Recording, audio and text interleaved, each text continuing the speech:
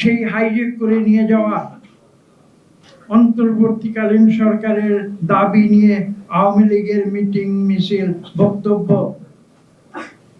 তাদের যে গর্ব, সেই গর্বকে ধূলিসাৎ করে দিয়ে সেই আওয়ামী লীগ সরকার নিজেই আবার বাংলাদেশের সংবিধান থেকে অন্তর্বর্তীকালীন সরকারের পদ্ধতি তারা বিলীন করে দেয়। এই ইতিহাসের সত্যগুলো আজকের নতুন প্রজন্মকে জানতে হবে, বুঝতে হবে, অন্যথায় তারা ভবিষ্যতে এই দেশের দায়িত্ব তাদের উপরে যখন পড়বে, তখন কিন্তু আজকের তরুণ সমাজ, ছাত্র সমাজ বা যাই বলুন না কেন, তারা কিন্তু সঠিক পথে এই দেশকে নিয়ে যেতে পারবে না। এই দেশ আবার সমস্যার সম্মুখীন। আমি ছাত্রদের উদ্দেশ্যে স্পষ্ট ভাষায় বলতে চাই, আমি একজন শিক্ষক হিসেবে বলছি, রাজনীতিক হিসেবে নয়। ছাত্ররা অবশ্যই ভবিষ্যতের নাগরিক, যারা এই দেশকে পরিচালনা করবে, তারা ভবিষ্যতের নেতা, তারা ভবিষ্যতের রাজনীতি। কিন্তু তাদের উপরে ভবিষ্যতে যে দায়িত্ব চলে আসছে, সেই দায়িত্ব কিন্তু তারা সঠিকভাবে প্রস্তুতি না নিয়ে পালন করতে গেলে এই দেশ পুনরায় এক মহা সমস্যার সম্মুখীন। ছাত্রদের বুঝতে হবে, ছাত্রদের যারা উপদেশ দেয় তাদেরকে বুঝতে হবে। আমি কথাগুলো বলছি এই কারণে যে বিগত 1 বছর যাবৎ আপনারা যে প্রক্রিয়াগুলো বাংলাদেশে ঘটছে, সেগুলো অবশ্যই আপনারা পর্যবেক্ষণ করবেন। আমি খোলাখুলি ভাবে বলি, অপরাধ 2024-এর অগাস্টে বাংলাদেশের 5ই আগস্টের পরে বাংলাদেশের যে রাজনীতি এবং মানুষের যে মানসিকতার চিত্র ছিল, আমি প্রশ্ন করতে চাই, আজকে 1 বছর পরে অগাস্ট 2025-এ কি বাংলাদেশের সেই রাজনৈতিক তথা বাংলাদেশের মানুষের যে চিন্তাধারা, সেই পরিস্থিতি কি আজকে আছে? আজকে নেই। আজকে মানুষ ভিন্নভাবে চিন্তা করছে। কেন ভিন্নভাবে চিন্তা করছে? সেই উৎসাহ উদ্দীপনা আজকে কোথায় গেল?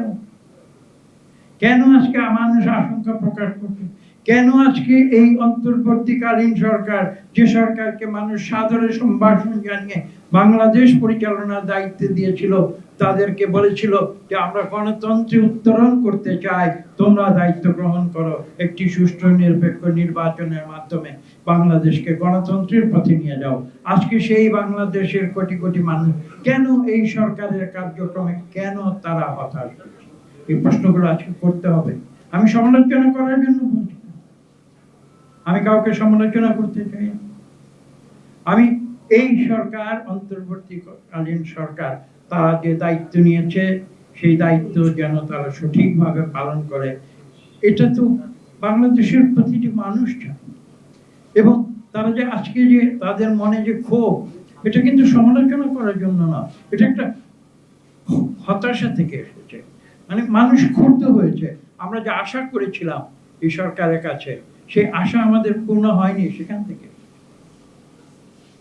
তা সত্ত্বেও আমি স্পষ্ট ভাষায় বলে দিচ্ছি, বিলম্বে হলেও এই সরকার আজকে যখন একটি নির্দিষ্ট সময় বা রোডম্যাপ বলা যায়, একটি ঘোষণা করেছেন আগামী সুষ্ঠু নিরপেক্ষ নির্বাচনের জন্য। আপনারা দেখেছেন কিভাবে বাংলাদেশের রাজনৈতিক যে পরিস্থিতি, সেটা কিভাবে রাতারাতি পাল্টে গিয়েছে।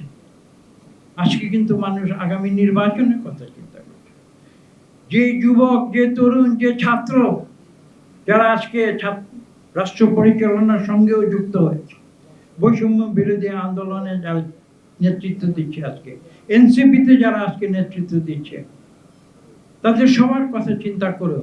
এই তরুণ যুবকেরা যারা 18 বছর বয়সে ভোটের অধিকার পায়, সেই 18 বছর বয়স যখন 2009 সালের থেকে শুরু করে হিসাব করে দেখুন, আজকে 2024 সাল, 18-র সঙ্গে এই বাকি 17 বছর আপনারা যোগ করুন, 35 বছর যাবৎ তারা নিজেদের মৌলিক ভোটাধিকার প্রয়োগ করতে পারেনি। আজকে তারা ভোট দেবার জন্য উন্মুখ হয়ে আছে।